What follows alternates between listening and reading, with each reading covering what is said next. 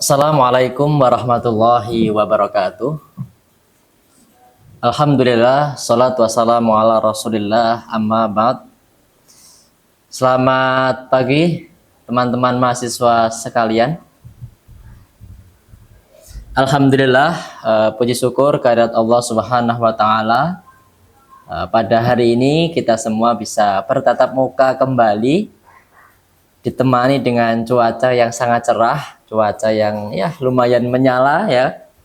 Nah, ini mudah-mudahan selaras dengan semangat kalian untuk menuntut ilmu pada hari ini. Semangatnya menyala. Oke. Amin. Selanjutnya, sebelum kita lanjutkan, hari ini yang tidak hadir ada? Oke, hadir semua ya. Baik.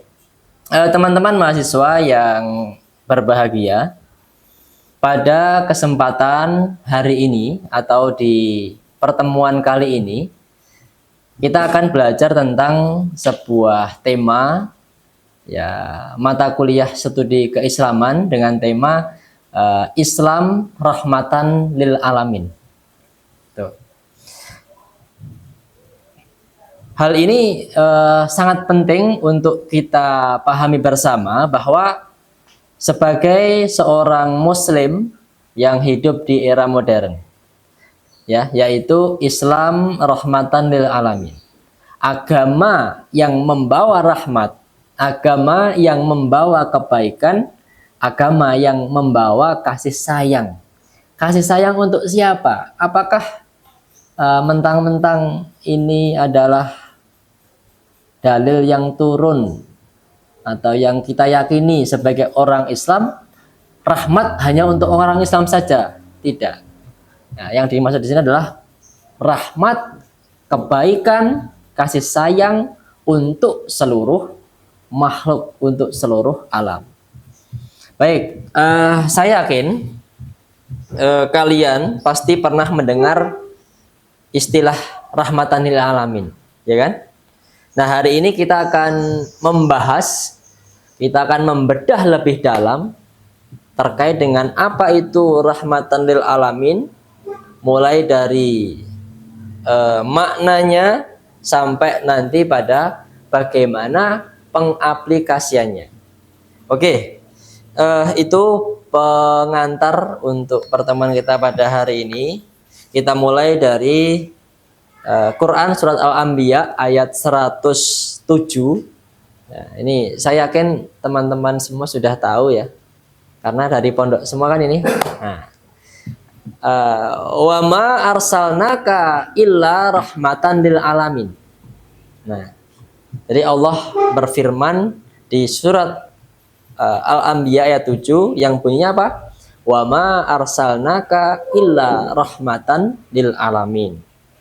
Dan kami tidak mengutus engkau, wahai Muhammad, melainkan untuk menjadi rahmat bagi seluruh alam.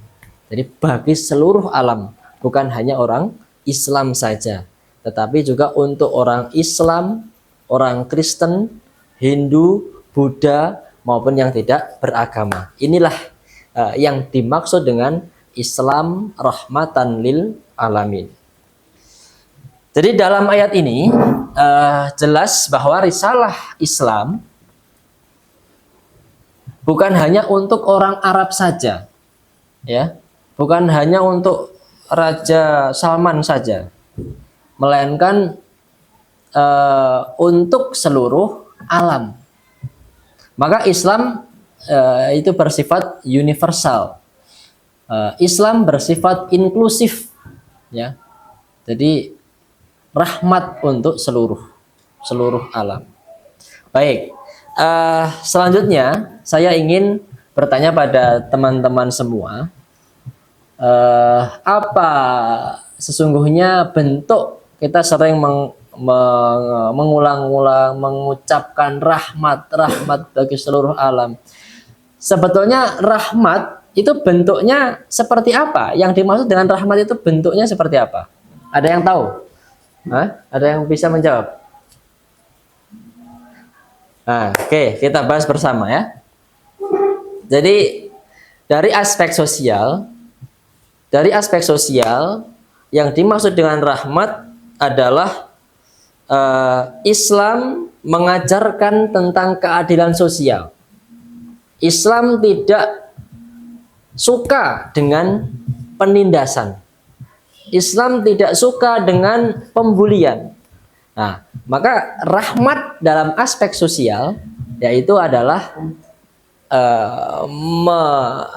Islam membawa sebuah keadilan, ya, kesetaraan. Nah, itulah ya aplikasi yang bisa kita terapkan dalam kehidupan sehari-hari. Terus yang kedua, rahmat dalam aspek lingkungan. Seperti contoh ini ya, Rasulullah itu melarang kita sebagai orang Islam untuk membunuh hewan, ya hewan ini ya, hewan tanpa ada sebab yang jelas. Nah, apalagi membunuh orang. Lah, ini ya sangat tidak boleh gitu. Nah, ada semut lewat, ya, semut lewat sudah sendirian ya kan, nggak ngapa-ngapain kita bunuh. Nah, ini nggak boleh. Ada tawon lewat kan, biasanya di ruangan ini ya, ini ada tawon kan, lewat kita tampol mati, ya ini nggak boleh. Nah, dia nggak ngapa-ngapain kita bunuh, ya gitu ya. Jadi Rasulullah itu melarang kita sebagai orang Islam, sebagai orang Muslim membunuh hewan tanpa ada sebab yang jelas. Nah, kalau ada kobra lewat, nah ini kalau nggak dibunuh bisa membunuh kita. Nah, ini perlu dibunuh, ya nggak apa-apa. Terus yang ketiga, rahmat dalam aspek akhlak atau pergaulan, ya. Ya contohnya apa? Ada yang bisa memberi contoh? Nah, jadi Rasulullah itu dulu dikenal sebagai sosok yang sangat uswatun hasanah, ya, lembut dalam bersikap, terus mudah untuk memaafkan kalau masalah dengan seseorang, ya, terus orang itu meminta maaf, Rasulullah itu selalu memaafkan. Dan Rasulullah juga terkenal dengan orang yang sangat menghargai perbedaan, ya, sangat toleransi. Nah, ini kita sebagai seorang Muslim yang hidup di Indonesia, ya kan, kita tahu bahwa Indonesia itu terkenal dengan suku bahasa yang sangat beraneka ragam. Ya, kita tinggal di Lampung ini saja ada yang besar ya, ada orang Jawa, Sunda, Bali, terus ada suku Lampung asli. Dan ini kalau dijajar bareng ya, ngobrol bareng dengan daerahnya masing-masing, nggak mudeng paling ya. Termasuk saya aja nggak mudeng. Nah, perbedaan ini ya ini perlu kita saling menghargai seperti yang dicontohkan oleh Rasulullah. Ya, harus toleransi dengan orang-orang yang berbeda dengan kita, baik berbeda sukunya, berbeda agamanya, maupun berbeda warna kulitnya. Nah, itu ya. Ada tiga ya, dan ada tiga bentuk rahmatan lil alamin yang bisa kita pelajari pada hari ini. Oke. Selanjutnya saya ingin bertanya lagi kepada kalian semua. Menurut kalian bagaimana cara kita, ya ini saya tanya, tolong disimak dengan baik. Bagaimana cara kita menerapkan Islam sebagai rahmatan lil alamin di dunia digital saat ini? Oke. Nah, ini nggak usah dijawab sekarang ini. Ini untuk tugas di minggu yang akan datang ya. Silahkan dicari tahu bagaimana cara menerapkan Islam rahmatan lil alamin di dunia digital saat ini. Ya. Ini untuk tugas. Baik, teman-teman mahasiswa, saya kira itu ya untuk pertemuan kita pada hari ini. Singkat tapi mudah-mudahan bermakna sehingga kita mendapatkan insight yang kita harapkan, ya, atau berkah. Yang terakhir, jangan mengaku membawa Islam jika kehadiran kita ini malah justru membawa keburukan, membawa ketakutan bagi orang lain. Kalau kita mengaku Islam, maka kita harus membawa rahmat sebanyak-banyaknya, ya. Jangan malah kayak kasus yang pernah terjadi di Jawa Barat tuh, ya.